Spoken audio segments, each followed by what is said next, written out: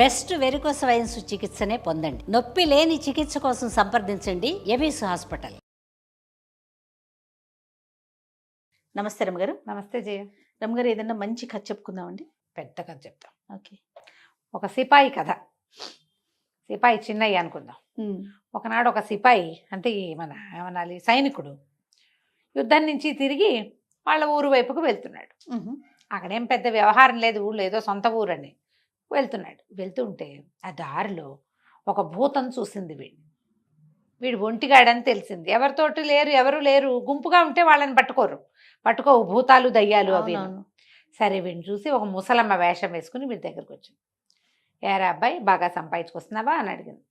ఏం సంపాదన మా అమ్మ, ఏదో 10 రూపాయలు, ఇక్కడ ఉన్నన్నాళ్ళు అన్నం వెళ్తుంది, మళ్ళీ పిలిపొస్తే మళ్ళీ వెళ్ళి మళ్ళీ అక్కడ తింటాం అన్నాడు. సంపాదించుకునే మార్గాలు బోల్డ్ ఉన్నాయి రా, ఏదో ఒకటి చెప్పు చూద్దాం అన్నాడు. చెప్పడానికి ఏముందిరా, నీకు ధైర్యం ఉందా అని. బోల్డ్ ధైర్యం ఉందన్నాడు. సాహసం ఉందా అని. అబ్బో అసలు దానికి కొదవే లేదన్నాడు. జంకు గొంకు లేకుండా పని చేస్తావా అని. జంకా గొంక మనకేం జంకు, మనం యుద్ధంలో వచ్చాంగా, మనకు అట్టాటివి ఏం లేవన్నాడు. అయితే ఓ పని చెయ్యి, నేను నీకు ఒక సలహా చెప్తా. ఇక్కడ ఒక చెట్టును చూడండి, ఒక పెద్ద చెట్టు. ఆ చెట్టు పైన అంతా పోయింది, పై భాగం అంతా అట్ట పైకుంటే ఇట్ట తొర్రలేము దానికి. ఈ తొర్రలోకి నడువుకు తాడు కట్టి దింపుతా. ఇది చెట్టు కాదు, ఇది లోపలికి వెళ్ళే మార్గం. భూ వివరణలోకి వెళ్తుంది అది, అంటే భూమిలోకి వెళ్ళిపోతుంది. లోపలికి వెళ్తే ఒక పెద్ద హాలు. ఎంత పెద్ద హాలో, దాంట్లో ఒక వరుసగా గదులు ఉంటాయి. మొదట ఒక పెద్ద గది ఉంటుంది. పెద్ద గదిలో బల్ల మీద కుక్క కూర్చుని ఉంటుంది. ఆ కుక్క ఉన్న బల్లలో కుక్క దిప్పేస్తే బల్ల కిందంతా రాగి నాణ్యాలు ఎన్ని ఉంటాయో కావాల్సినవి తెచ్చుకో. వెధవరాగి నాకు ఎందుకు అనుకుంటావా. రెండో గదిలోకి వెళ్ళు, అక్కడ ఇంకో పెద్ద బల్ల ఉంటుంది. ఆ బల్ల మీద ఇంకో పెద్ద కుక్క ఉంటుంది. ఆ కుక్కను లైన్లో పెట్టి తీసుకుంటే దాని కింద అన్ని వెండి నాణ్యాలే. గుప్పెళ్ళు పట్టినని తెచ్చుకో, బట్టలు పట్టినని తెచ్చుకో, ఎన్ని మోయగలితే అని తెచ్చుకో. చిచ్చి దిక్కుమాలను వెండి నాకెందుకు అనుకుంటావా, అది కూడా బారేసి. మూడో గదిలో ఇంకో పెద్ద కుక్క ఉంది. అది కూర్చున్న బల్ల కింద బంగారపు నాణ్యాలు ఉన్నాయి. అంటే కుక్కలు ఊరుకుంటాయిటమ్మా, ముసలమ్మా నువ్వు బలేదా అనివి అన్నాడు. దానికే ఉందిరా, ఇదిగో నీలం రంగు తివాసి తీసుకెళ్ళు. నువ్వు లోపలికి వెళ్ళాక కుక్క నీకేసి చూస్తుంది, భయంకరంగా చూస్తుంది. తివాసి పరిచేసి కుక్కనెత్తి దీని మీద కూర్చోబెట్టు. అది నేనేం చేయదు, ఏం తీసుకున్నా అది నిన్నేమందు. తివాసికి కుక్కకి లింక్. అయితే సరేనన్నాక తాడు కడతానే నడువుకు తాడు కట్టింది, దింపబోయింది అందులోకి. వాడు అందులోకి ఎక్కి ఆ పైకి ఎక్కి దిగబోయాక అన్నాడు, అది కాదు మా అమ్మ, దారిపోయే దానయ్యను నేను, ఊళ్ళోకి పోయే పెద్దమ్మవి నువ్వు, నాకు ఇంత డబ్బు కట్టపెట్టడానికి నీకు ఎందుకు అనిపించిందో చెప్పు. నీకెంత వాటా కావాలి అందులో, నేనేం తెస్తే అందులో నువ్వు వాటా అడిగితే అవన్నీ కుదరవు. ముందే చెప్పాలి నువ్వు. ఎంత వాటా అనేది చెప్తే దాని ప్రకారం తీసుకొస్తా. తర్వాత వాటాలు పేచీ పెట్టి ఆ డబ్బులు లాగేసుకుని వాళ్ళ చుట్టుపక్కల వాళ్ళకి పట్టించి వ్యవహారాలు మనతో కుదరవు. నేను అసలే సిపాయిని, మన దగ్గర కత్తిడాలు కూడా బాణాలు కూడా ఉన్నాయి అన్నాడు. ముసలమ్మంది, డబ్బులు నాకెందుకురా ముసిల్దాన్ని, ఇది వరకు మా అవ్వ అంటే ఈవిడికి ముత్తావట. ఈ గోతులోకి దిగి అలా అవన్నీ చూసి మా ఇంట్లో ఉండే చెకుముకు రాయిని అక్కడ వదిలిపెట్టి వచ్చింది. చెకుముకు రాయి అంటే ఏమిటి, నిప్పు వెలిగించుకునే రాయి. వచ్చేస్తుంటే బల్ల మీద కనపడుతుంది నీకు. అది వెనక్కి తిరిగి వచ్చేటప్పుడు ఒక బల్ల ఉంది, చిన్న బల్ల, దాని మీద ఉంది. ఆవిడ జ్ఞాపకార్థం లేదని బాధపడుతున్నాను నేను. ఎవడైనా సాహసం ఉన్నవాడిని పంపిస్తే వాడికి కావాల్సింది వాడు సంపాదించుకుంటాడు, నా చెకుముకు రాయి వస్తుందని, నువ్వు ఒంటిగాడివి సాహసివి అని నిన్ను దింపుతున్నానంది. అంతే కదా, చెకుముకు రాయి సరేనన్నాడు. ఆవిడ ఒక తివాసి చుట్టి చంకలు పెట్టింది వీడికి. తివాసి పుచ్చుకుని దిగాడు. దిగి ఎంత లోతో, తెగ లోతు దిగాక ఒక పెద్ద కట్టడం లాంటిది కనపడింది. అందులోకి లోపలికి వెళ్ళేసరికి మెట్లు ఎక్కాడు. లోపలికి వెళ్తే బ్రహ్మాండమైన హాలు, అంతా నడవాలాగా ఉంది. ఎడం చేతి వైపున గదులున్నాయి. సరే ఏం చేశాడు వీడు, మొదటి గది తలుపు తెరిచాడు. పెద్ద బల్ల, అదేమిటి ఓపెన్ చేస్తే తెరుచుకుంటుంది. దాని మీద ఒక కుక్క ఇట్లా మోహరించి కూర్చున్నది. బంతులంతేసి కళ్ళున్నాయట దానికి. కళ్ళు ఇట్లా చూస్తుంది. ఈ కుక్కను చూసరికి కుక్క బెదిరొచ్చింది. ఏం చేస్తుందో చూద్దామని తివాసి పరిచాడు. అది అట్టాగే చూస్తుంది. వీడు టక్కిని వెళ్ళి దాన్ని ఎత్తుకున్నాడు. అదేం మాట్లాడలే. పెట్టి తీస్తే ఒప్పుకోదు అది. తివాసిని చూస్తే ఊరుకుంటుంది. ఆ బంతులను తీసి కళ్ళు కుక్కనెత్తి ఆ తివాసి మీద కూర్చోబెట్టి ఆ బల్ల తీసాడు. బల్ల తీస్తే మొత్తం దాని నిండా రాక్కాసులే. వీడిట గుప్పెళ్ళతోటి చొక్కాకి ప్యాంటుకి జేబుల్లో ఉన్న జేబులన్నిట్లలో పోసుకున్నాడు. తలపాగాకి చిన్న గుంటలు అందులో కూడా పోసుకున్నాక ఆ కుక్కనెత్తి బల్ల మీద కూర్చోబెట్టాడు. తివాసి చంకలో పెట్టుకున్నాడు. పక్క గదిలోకి వెళ్ళాడు. పక్క గదిలో ఇంకో కుక్క ఉంది. అది ఇంకా పెద్ద బల్ల. అదెంతుంది, బండి చక్రాలంతంత కళ్ళునేటి దానికి. కళ్ళతోటి ఇట్లాగే చూస్తాం. వీడేం చేశాడు, ఓహో ఇది కూడా నిజమే, ఇంకా రాక్కాసులు ఎందుకు మనకి, తెచ్చామని ఏం చేశాడు, ఈ నీలం రంగు తివాచి మళ్ళీ పరిచాడు. కుక్క కామ్గా చూస్తుంది. వీడు పోయి కుక్కను ఎత్తుకున్న తివాచి మీద కూర్చోబెట్టాడు. అది దాని దారిని అది పడుకుంది. వీడు ఆ బల్ల తెరిచి చూస్తే అన్ని తలతల్లాడిపోతూ వెండి కాసులు. దిక్కుమాల రాక్కాసులు మనకెందుకని రాక్కాసులన్నీ అక్కడ పారబోసేసాడు. వెండి కాసులు నింపేసుకున్నాడు జేబుల నిండా. అక్కడి నుంచి కుక్కనైతే మళ్ళీ బల్ల మీద కూర్చోబెట్టాడు. తివాచి చేత్తో పుచ్చుకుని 3వ గదిలోకి వెళ్ళాడు. నిజమో కాదో తెలీదు, ఇవి వదిలేస్తే ఒకవేళ పోతాయి కదా. 3వ గదిలోకి వెళ్తే ఈసారి ఉంది అక్కడ కుక్క, గుడి గోపురాలు అంతంత కళ్ళున్నాయట దానికి. అట్లా మిటకరించి చూస్తోంది వీడికేసి. సరే అంటే బంగారం ఉంది. తివాచి పరిచాడు. కుక్కనెత్తి దీని మీద కూర్చోబెట్టాడు. ఆ బల్ల తెచ్చి వెండి కాసులన్నీ అక్కడ బారబోసేసి చక్కగా బంగారు కాసులు నింపేసుకున్నాడు అన్నిటి నిండా. 2 చెవిలో 2 అంగిట్లో కూడా పెట్టుకున్నాడు వేస్ట్ కాకుండా. సరే ఏం చేశాడు, కుక్కనెత్తి మళ్ళీ అక్కడ కూర్చోబెట్టేసి నీలం రంగు తివాచి మడతపెట్టి పక్కన పెట్టుకుని చేత్తో పుచ్చుకుని బయటకు వస్తే ఈ ముసలమ్మ ఏదో చెప్పిందని చూస్తే చెకుముకు రాయి ఉంది. కనిపించింది. సరే పైకి లాగు అవ్వ లాగన్నాడు. చెకుముకు రాయి జేబులో పెట్టుకుని ఈ నడవ అంతా నడిచి బయటికి వెళ్ళి ఎక్కడి నుంచి తనకి తాడు కట్టిందో అక్కడ నిలబడి, ఓ అవ్వ బయటికి పైకి లాగనంటే ఆ అవ్వ పైకి లాగాక బయటకు వచ్చాక వీడు ఏం తెచ్చుకున్నావురా అంది. బంగారమే తెచ్చుకున్నాను, ఇదిగో నీ తివాసి అని తివాసి చేతిలో పెట్టాడు. ఆ చెకుముకు రాయిని అటు ఇటు తిప్పాక అన్నాడు, అలాంటి అత్యద్భుతమైన ప్రదేశంలోకి మీ అవ్వ ముసలిది వెళ్ళటం ఏమిటి, అది అక్కడ వదిలేసి రావటం ఏమిటి, నువ్వేమో జ్ఞాపకార్థం ఉంచుకుంటానని చెప్పటం ఏమిటి, ఇందులో ఏదో మతలబు ఉంది, అదేమిటో చెప్పన్నాడు. ఈవిడ ఒప్పుకోలే ముసలిది. ఏమీ లేదురా, మాకు అది కావాలంతే. అంటే దీంతో ఏం వస్తుందో చెప్పమంటాడు. ఏమీ రాదంటుంది ముసలిది. వాగ్యుద్ధం పెరిగింది. ఈ సిపాయి అప్పుడే యుద్ధం నుంచి వచ్చాడు కదా, కొంచెం ఉద్రేకంగా ఉన్నాడు. కత్తిపుచ్చి విసిరేశాడు మా అమ్మని. అయ్యో, ఆ మెడ కాస్త తెగిపోయింది. ముసలిది కింద పడ్డం ఏంటి, దాని భూతం రూపం దానికి వచ్చింది. ఓహో ఇదేదో భూతం నన్ను ఏదో మాయ చేద్దామనుకుంది, ఈ డబ్బంతా కొట్టేయడానికి ఎత్తేసిందేమో, ఈ చెకుముకురాయి నేను ఎందుకు ఇస్తాను, నా దగ్గరే ఉంచుకుంటాను అని చెప్పి దాన్ని జేబులో వేసుకుని ఈ బంగారం గుప్పెళ్ళు తెచ్చుకున్నాడుగా, ఆ గుప్పెళ్ళతోటి వెళ్ళిపోయాడు. వెళ్ళి ఈ అడవంతా దాటాక ఒక మంచి ఊరు వచ్చింది, పెద్ద పట్టణం. ఆ పట్టణంలో ఒక సత్రంలో గది తీసుకున్నాడు. హాయిగా తిన్నాడు, తాగాడు. అంతకుముందు వీడికి భోజనానికి సరిపడా డబ్బే ఉంది వాడి దగ్గర. ఇప్పుడు బంగారం ఉండేసరికల్లా కొత్తగా డబ్బులు వస్తే ఎలా ఉంటుంది, ఆగలేకపోతారు. ఇక మళ్ళీ రాదు. ఎందుకంటే ఆ లోపల దించేవాడు తీసేవాడు లేడు. ఆ నీలం రంగు తివాసి లేకపోతే కుక్కల్ని హ్యాండిల్ చేయలేం. తివాసి మామతో పాటే వెళ్ళిపోయింది, కాలిపోయింది. అది ఏం చేయలేడు దాన్ని. దాంతో వీడు డబ్బులు యథేచ్ఛగా వాడేసుకున్నాడు. ఎంత యథేచ్ఛగా ఖర్చు పెట్టుకున్నాడో. సరే ఇక అయిపోయినాయి డబ్బులు. రోజులు గడిచే కొందుకి డబ్బులు అయిపోయినాయి. ఒకనాటికి చివరికి ₹1 లేకుండా మిగిలిపోయాడు. ₹1 కూడా లేదు. ఖాళీగా కూర్చున్నాడు. అన్నీ వాడేశాడు, మొత్తం వాడేసి తినేశాడు. ఏముంది అలాగే ఉంటుంది. అయితే ఒకనాటి రాత్రి దీపం ముట్టించేందుకు నూనె కూడా డబ్బులు ఇవ్వడి దగ్గర. ఓరండి. అట్లా ఖాళీగా అయిపోయి సరే ఎవరో దారే పోయే వాళ్ళని ఓ చుట్ట మావయ్య అని అడిగి చుట్ట తీసుకున్నాడు. చుట్ట తాగుదామనిపించింది. చుట్ట వెలిగించుకోవడం ఏంటా, దీపం కూడా లేదు. అప్పుడు వాడికి గుర్తొచ్చింది తన సామాన్లలో దాచిపెట్టిన చెకుముకురాయి. ఆ చెకుముకురాయి ఏమిటి, ఇట్లా నేల మీద ఇట్లా గీస్తే ఫైర్ వస్తుంది. గీసేసరికల్లా కుక్కొచ్చింది. బంతులంత కళ్ళున కుక్కొచ్చి కూర్చుని ఉంచుంది వీడి పక్కన. మొదటిది ఏమిటంటే ఏం మాట్లాడుతుంది. బాగా ఆలోచించి ఏం చేస్తావు నువ్వు నాకు అన్నాడు. అది బావు అంది. ఏదైనా చేస్తానంటాను, డబ్బులు పట్టుకురా, రాక్కాసులు ఉన్నాయి కదా నువ్వు ఉన్న చోట అంటే 5 నిమిషాల్లో వెళ్ళి పచ్చేసింది. కుక్క ఇన్ని రాక్కాసులు పుచ్చుకొచ్చింది సంచి నిండా. సంచిలో పోసి పట్టుకొచ్చేసింది.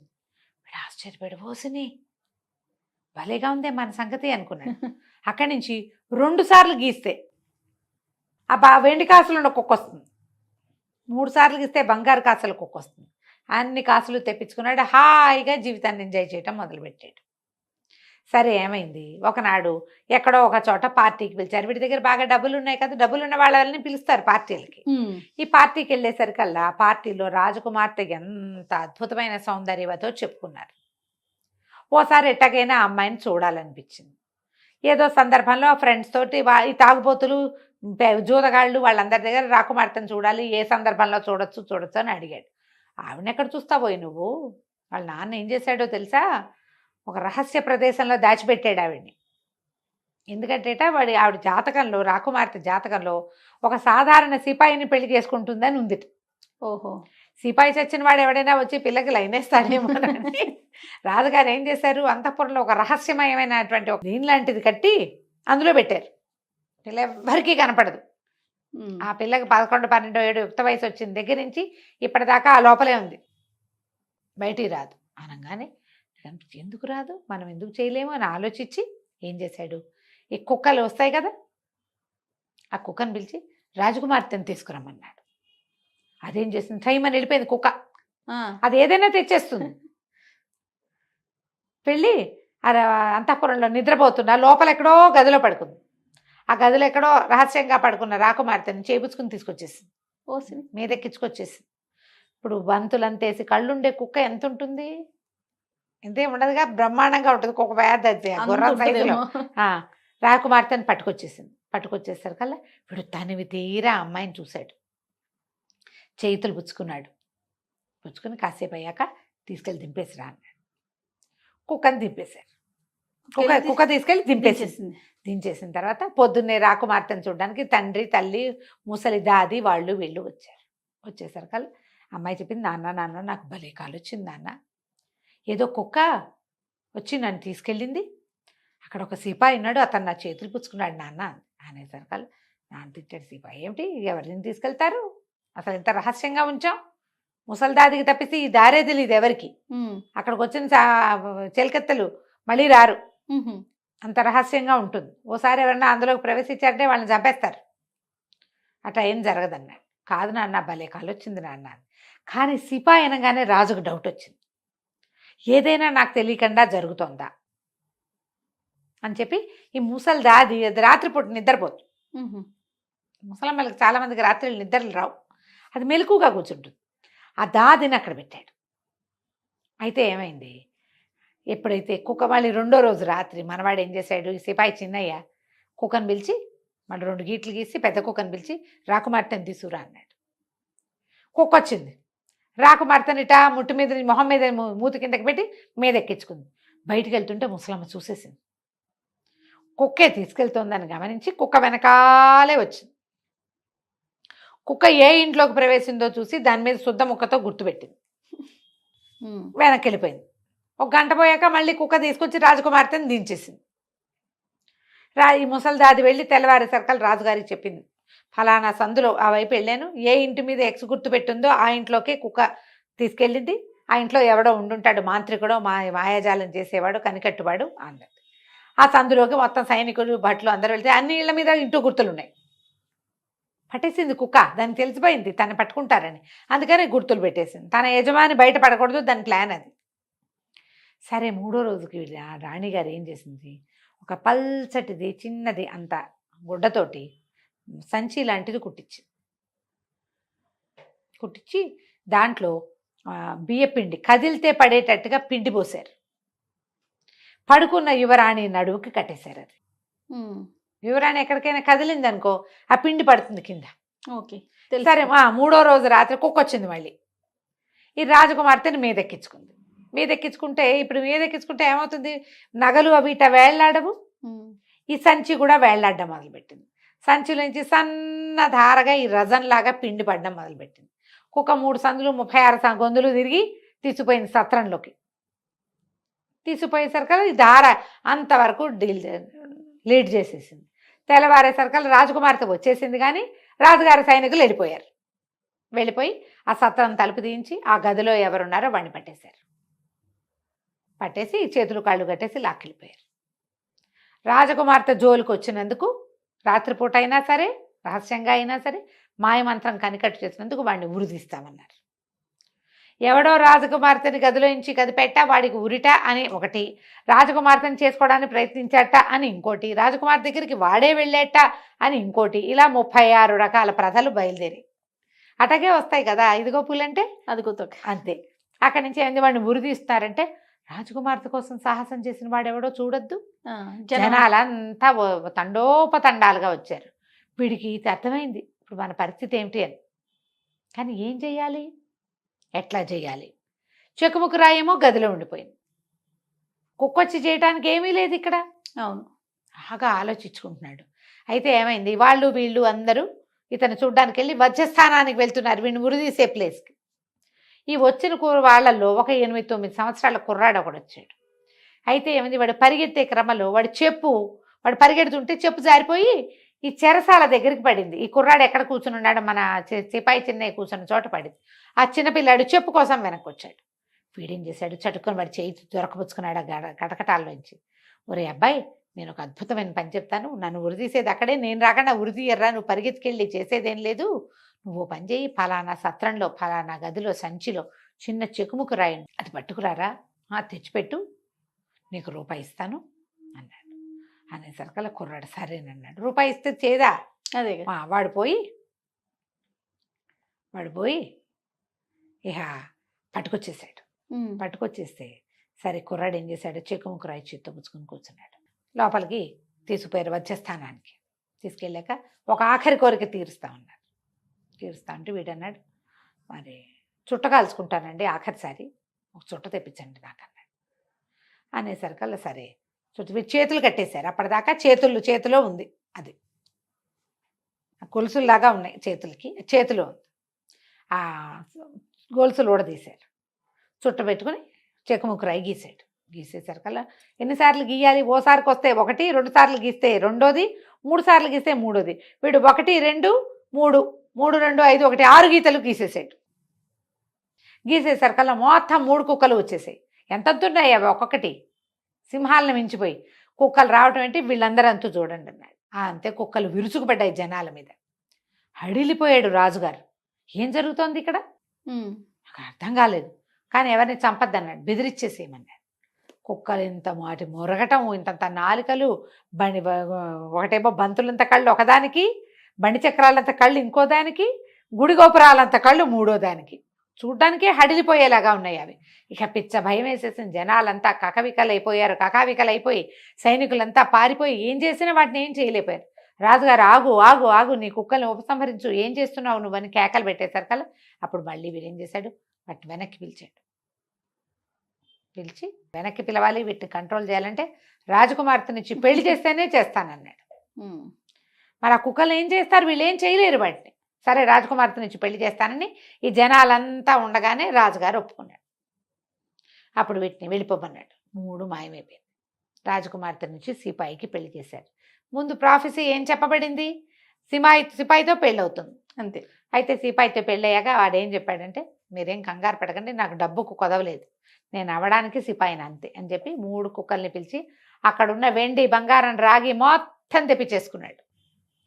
ఆ డబ్బుతోటి రాజకుమార్తెకి బోళ్ళు ఎదురుకట్నం ఇచ్చాడు. తర్వాత ఆ రాజ్యానికి రాజు వాడే అయ్యాడు. సిపాయి చిన్నయ్య కథ కంచికి మనం ఇంటికి. నమస్తే రమ్య గారు. నమస్తే జయ.